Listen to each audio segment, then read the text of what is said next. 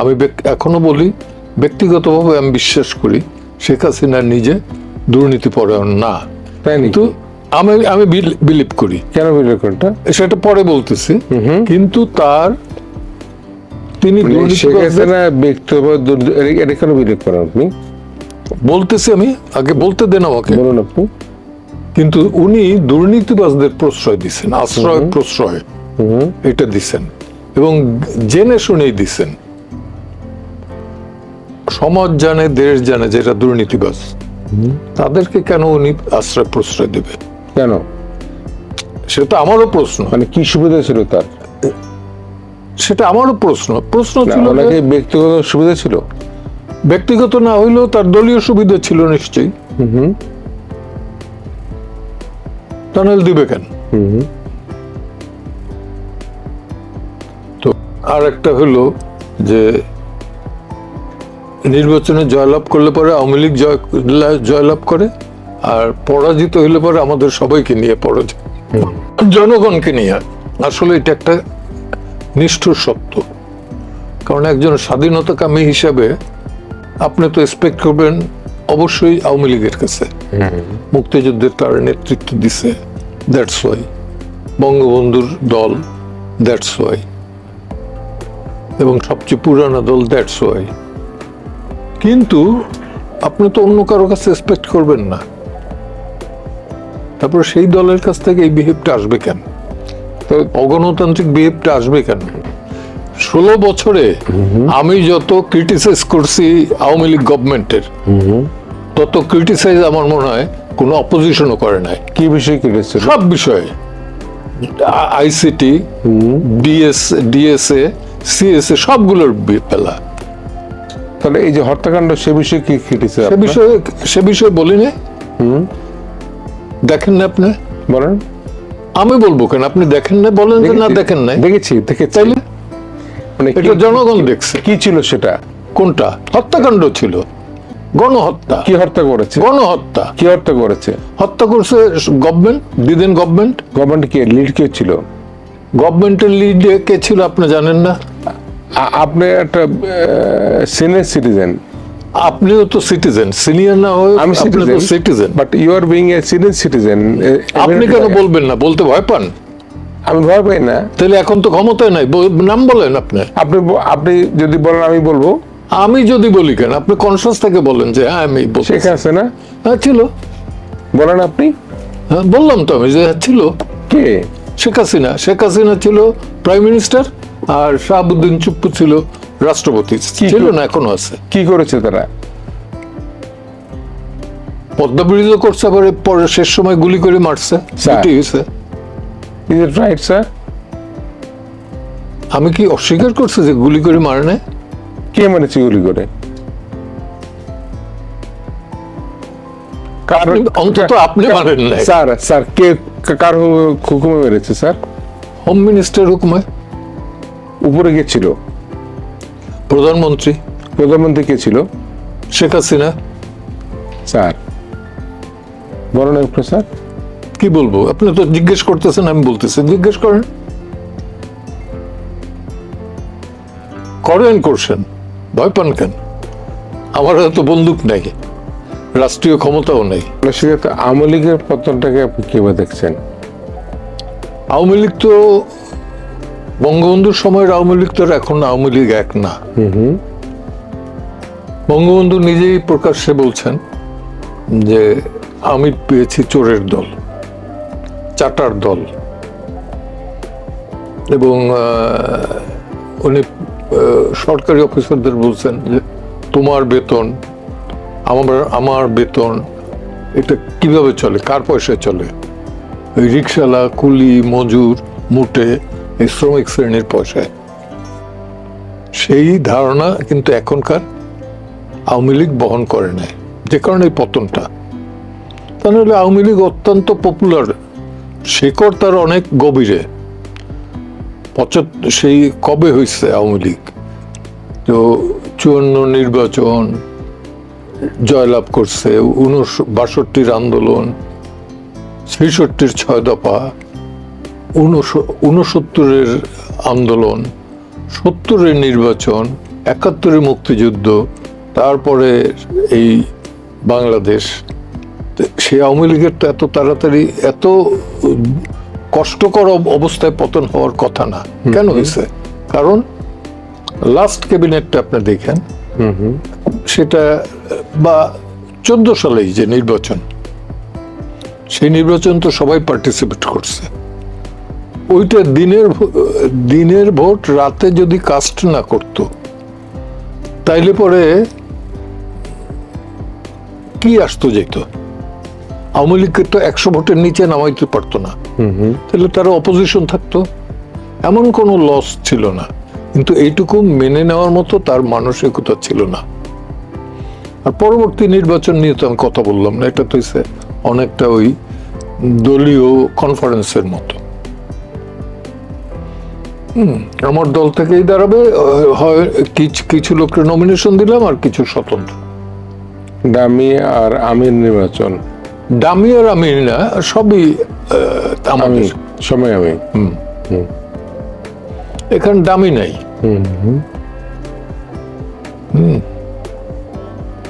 তো এইগুলো না করলে পর তো আওয়ামী লীগের মতো সংগঠন এর গভীর, কিন্তু অনেক শিকড়, অনেক গভীর।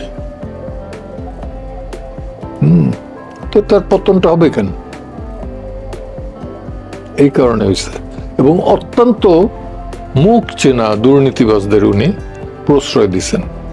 তো এখানেও কোনো গণবিরোধী শক্তি কোনোদিনই টিকে থাকতে পারবে না। দেখেন না, ছাত্রদের শুধু এখানে জনতাও সেভাবে সম্পৃক্ত হয় না, এই গভর্নমেন্টটা ফল করলো। হ্যাঁ, কারণটা কি? কারণ হলো যে তার দুর্বলতা ছিল। কি দুর্বলতা? ইকোনমিক্যাল, পলিটিক্যাল, দুইটাই। পলিটিক্সের দিক থেকে তার পলিটিক্স তো সে ক্যারি করে না। আওয়ামী লীগের পলিটিক্স কি ক্যারি করছে আপনি মনে করেন?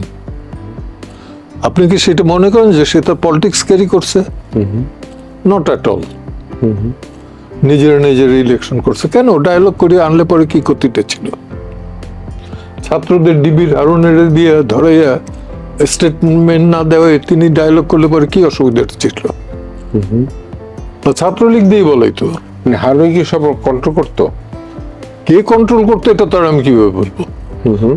হারুনের তো একটা ইনফ্লুয়েন্স ছিল ঢাকা শহরে, এতে তোর সন্দেহ নাই। যে কারণে গিয়ে সুপ্রিম কোর্টের মতো জায়গায় তারা নির্বাচনটা করতে দিল না, গায়ের জোরে ই করলো। অথচ একটা প্রফেশনাল জায়গা, সেই জায়গায় আপনি করতে দিলেন না, পুলিশ ঢুকাইলেন। আচ্ছা, ওইটা প্রধান বিচারপতির অনুমতি ছাড়া পুলিশ তো ভালো কার ঢোকার কথা না।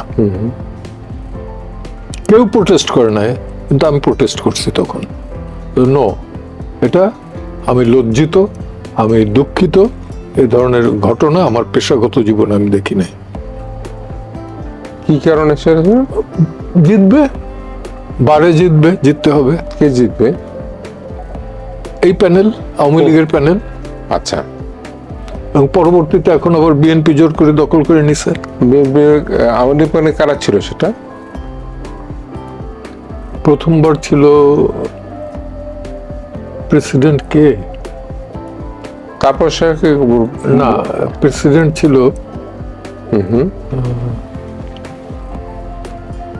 ভুলে গেছেন প্রেসিডেন্ট কে। মানে বড় তাপস সাহেবের একটা বড় ভূমিকা ছিল। তাপস সাহেব ছিল তো অর্গানাইজেশনের মহাসচিব। আচ্ছা। বা না, সদস্য সচিব। ওকে। আর আহ্বায়ক ছিলেন ইউসুফ হোসেন হুমায়ুন। তাদের এখানে কোনো ই নাই। এটা হলো দাঁড়াইছে কে সে তখন? একজন হলো আব্দুল নূর দুলাল, সেক্রেটারি। তার বেলায় কাউন্টিং এর বেলা দেখা গেল যে 37 না 38 ভোটের ডিফারেন্স। জোর করে এখানে কাউন্ট ইয়ার করতে দিলেন না। এই ফার্স্ট প্রেসিডেন্ট যে সেক্রেটারি ছিল রুহুল কুদ্দুস কাজল, তার হয়ে যাওয়ার কথা। পরে 3 মাস পরে না, তখন ছিল মতিন খসরু। ওকে, মতিন খসরু হয়েছিল, কিন্তু রেজাল্ট আউট হওয়ার পর উনি ইন্তেকাল করলেন করোনায়। আর আমার যদি মানে সব মিলিয়ে যদি আমরা বার কাউন্সিল না বার অ্যাসোসিয়েশন সব মিলিয়ে আওয়ামী লীগের রাজনীতি ভবিষ্যৎ কি এখন? ভবিষ্যৎ তো আমি জ্যোতিষ না তো, না, মানে আপনার বিশ্লেষণ কি? বিশ্লেষণ হলো যদি গণমুখী রাজনীতি করে জনগণ যদি ক্ষমা টমা চেয়ে চায়, কে ক্ষমা চাবে? আওয়ামী লীগ চাবে, আওয়ামী লীগের নেতারা চাবে। কারা এরা? কারা এরা? আওয়ামী লীগের কেন্দ্রীয় নেতারা। নাম নাম নাম আপনি বলেন, চেনেন একজন? কে সেটা? কে চেনেন? কেউ কে আওয়ামী লীগের সভাপতি? আপনি আমার প্রবীণ, আপনি যদি বলেন। প্রবীণ আর ঈশের প্রবীণ যত আপনি শ্রদ্ধেয় প্রবীণ সমাজ বিশ্লেষক, রাজনীতি বিশ্লেষক, আইন বিশ্লেষক, আপনি যদি বলেন। সব বিশ্লেষক একজন হইলে বিপদ। আপনি তো সর্বজন শ্রদ্ধেয়। আপনি জানেন যখন আপনার বিরুদ্ধে হত্যা মামলা হলো, বাংলাদেশের এমন কোন সাধারণ জনগণ নাই এই বিষয়ে আপনার পক্ষে দাঁড়ায় নাই। সে কারণে আপনি যদি একটু বলেন যে কে হতে পারে সেই ব্যক্তি। এটা আমার মুখ থেকে শুনতে চান যখন, তখন আমি বলি এটা হতে পারে স্বয়ং শেখ হাসিনা। বললে পরে খুবই ভালো, ক্ষমা যদি চান জাতির কাছে, জনগণের কাছে। এক, দুই হইল ওবায়দুল কাদের, তারও ক্ষমা চাওয়া উচিত। ওনার প্রেসিডিয়ামে যারা ছিলেন, মন্ত্রী পরিষদে যারা ছিলেন, সবারই ক্ষমা চাওয়া উচিত। অর্থাৎ দলগতভাবে তাদের ক্ষমা চাওয়া উচিত লাস্ট ইনসিডেন্টের জন্য। তারা ক্ষমা চাইলে জনগণই ক্ষমা করবে, সেটা জনগণ বুঝবে, সেটার মালিক তো জনগণ। আপনি যদি জামাতের ক্ষমা করতে পারেন, আওয়ামী লীগের ক্ষমা করা তো কিছু না। এত এত ছাত্র জনতা, এত কি ১,৫০০ না গুলি ২,০০০ ৫,০০০ প্রকাশ্যে গুলি চালায়নি কেউ। জামাত প্রকাশ্যে গুলি চালায় নাই। আমি ৭১ আপনার বয়স ছিল কত? আমি 71 জন্ম। ও তাইলে তো আর আপনার সাথে কত বলে লাভ নাই, দেখেন নাই, যে কারণে বুঝতে পারবেন না যে তখন কি অবস্থায় ছিল। না, এখন যদি ২৪-এ যে গণঅভ্যুত্থান বলেন, সেক্ষেত্রে স্নাইপার দিয়ে গুলি করা, স্নাইপার দিয়ে গুলি করছে কারা, এটা নিয়ে কিন্তু বিতর্ক আছে, একটু বলি আমি। জি, তখন কথাই উঠাইলেন, আপনি বিতর্কিত হবেন না। কথাই উঠাইলেন যখন, যেটা কেন পান না, আপনি বিতর্কিত হবেন না। না, আমি বিতর্কিত হব না। বিতর্ক করবেন কি? আপনি বিতর্ক করে বিতর্কিত হবেন না। না, বিতর্ক তো হবে না এমন কোন লোক নাই। স্বয়ং আমি যে ধর্ম অবলম্বন করি, ইসলাম, আমার রসুলও বিতর্কিত হয়েছে। তাকে কি সবাই অ্যাকসেপ্ট করছে? করে নাই। তাহলে তার জন্মস্থান মক্কা থেকে মদিনা। গুলি কে করেছে? এটা আরেক চ্যাপ্টার, আমার কথা শেষ না হওয়ার আগেই দেয়। রসুলকে কিন্তু মক্কা থেকে মদিনায় রাতের আধারে পালাই যেতে হয়েছে। তো বিতর্কিত হয়েছে না, উনি কোরআশের দ্বারা বিতর্কিত হয়েছেন না। সবার কাছে আপনি গ্রহণযোগ্য হবেন না, আমিও হব না, এটা সম্ভব না। ম্যাক্সিমাম হলেই হইল, 51% হইলেই হইল। তো আমি তো হিউম্যান বিং, অর্ডিনারি লোক, তারা তো এক একজন প্রফেট। আর এরা হইল রাষ্ট্রনায়ক। এখন যিনি আছেন চিফ অ্যাডভাইজার, উনি হলেন নোবেল লরেটি। তাদের সাথে টক্কর দেওয়া তো আমি ভুলেও চিন্তা করি না। আর আওয়ামী লীগের প্রধান হয়েছেন শেখ হাসিনা, বঙ্গবন্ধুর কন্যা। দীর্ঘকালীন এত সময় ধরে উনি রাইটলি রংলি প্রাইম মিনিস্টার, ক্ষমতায় ছিলেন। এদের বিরুদ্ধে তো কথা বলা আমার পক্ষে সাজে না। আমি শুধু অ্যাডভাইস দিতে পারি, এটা গ্রহণ করলে করবে, না করলে না করবে। দুইজনকেই আমি দেই যে ডক্টর ইউনূসকে বলবো যে তার প্রতিহিংসার প্রবণতা এটা যাতে প্রকাশ না পায়। আর আওয়ামী লীগের বেলা আমার আবেদন থাকবে, তারা গণমুখী হওয়ার চেষ্টা করুক। জনগণকে ইলেকশনের সময় যেভাবে কোলে নেয় আর পয়সা দিয়ে ইলেকশন করতে চায়, সেটা বাদ দিক। বিএনপির বেলা আমার কোনো বক্তব্য নাই, যদিও তারা একটা রাজনৈতিক দল, কিন্তু তার বেলা আমার কোনো বক্তব্য নাই। তাহলে এই যে হত্যাকাণ্ড ক্ষমা চাওয়ার কথা, ক্ষমা চাবে না তারা? এই যে হত্যাকাণ্ড হয়ে গেল, সে বিষয়ে বিশ্লেষণ কি? হত্যাকাণ্ডের বেলা বিশ্লেষণ যারা করছে তাদের তো ট্রায়ালই হবে। কারা তারা? তারা এটা বের করছে আইসিটি।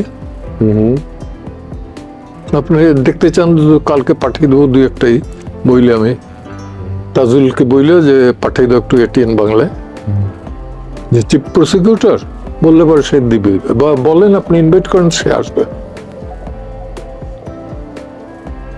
তো এই যে আওয়ামী লীগের রাজনৈতিক ভবিষ্যৎ কি তাহলে? ভবিষ্যৎ তাদের অন্ধকার না। অন্ধকার না? না,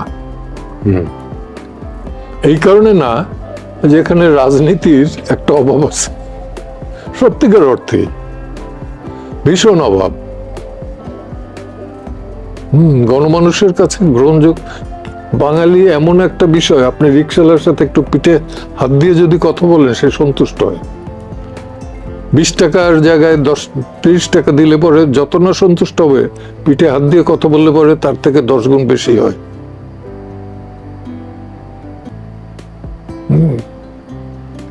বিহেভটা ভালো চায়, ব্যুরোক্রেটিক অ্যাটিটিউডটা চায় না। তো আওয়ামী লীগের ওই মিড লেভেলের নেতারা কিন্তু আর যা হোক ওইটা বোঝে, ইলেকশন ট্যাকটিক্সটা তারা বোঝে। তো একটা ইলেকশনে অপেক্ষা আপনার আছে কিনা রোড ম্যাপ? না, রোড ম্যাপ তো দিচ্ছে না, দেওয়াটা উচিত। দিলে পরে সব পলিটিক্যাল পার্টিগুলোই দেখা যাবে যে অ্যাক্টিভ হয়েছে, কি চায় না চায় বোঝা যাবে, তাদের ইশতেহার দিবে, তখন একটা আসে।